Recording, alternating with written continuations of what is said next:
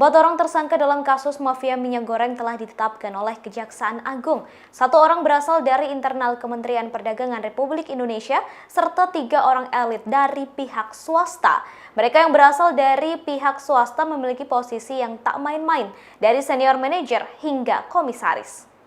Dari internal Kementerian Perdagangan, yakni Direktur Jenderal Perdagangan Luar Negeri Kemendak Indrasari Wisnuwardana. Sementara 3 elit swasta, yakni Senior Manager Corporate Affairs Permata Hijau Stanley M.A., General Manager Bagian General Affairs PT Musimas Togar Sitanggang, dan Komisaris PT Wilmar Nabati Indonesia Parulian Tumanggor. Sosok elit swasta pertama yakni Senior Manager Corporate Affairs PT Permata Hijau Group Stanley M.A.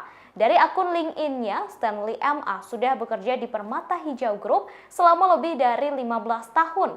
Ia memulai karirnya di Permata Hijau Group pada Maret 2007 sebagai staf auditor. Kala itu Stanley ditempatkan di Kota Medan, Sumatera Utara. Setelahnya pada Agustus 2008 ia ditunjuk menjadi Import and License Supervisor. Di tahun 2011 ia dipindah ke kantor pusat di Jakarta dan menjadi Corporate Affairs Assistant Manager. Lalu pada Januari 2017 Stanley menjadi Professional Assistant Director Corporate Affairs. Sebelum di Permata Hijau Group, ia bekerja di Wilmar International selama 1 tahun 6 bulan sebagai internal auditor. Ia juga pernah menjadi Inventory Controller di PT Axis Importer Trading pada September 2004 hingga Agustus 2005. Diketahui namanya juga tercatat di Asosiasi Produsen Biofuel Indonesia atau APROBI sebagai Wakil Ketua Bidang Pemasaran dan Promosi. Elit swasta kedua yang terlibat yakni Togar Sitanggang yang sudah bekerja di industri kelapa sawit selama lebih dari 20 tahun dengan berbagai posisi, mulai dari penelitian, logistik, perdagangan, hingga mengurus perusahaan. Togar berasal dari PT Musimas dan sudah bekerja di perusahaan tersebut selama 10 tahun. Ia mengawali karirnya di PT Musimas sebagai Senior Manager Corporate Affairs sejak Mei 2012 hingga sekarang.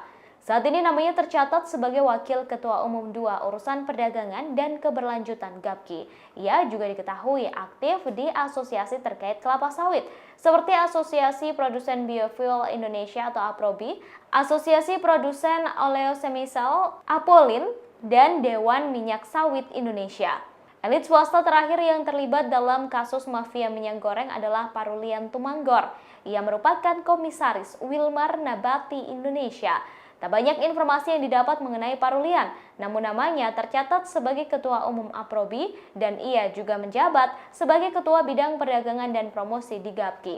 4 orang tersebut telah ditetapkan sebagai tersangka setelah penyidik melakukan pemeriksaan terhadap 19 orang saksi. Tak hanya itu, penyidik juga melakukan pemeriksaan terhadap 596 dokumen atau surat terkait.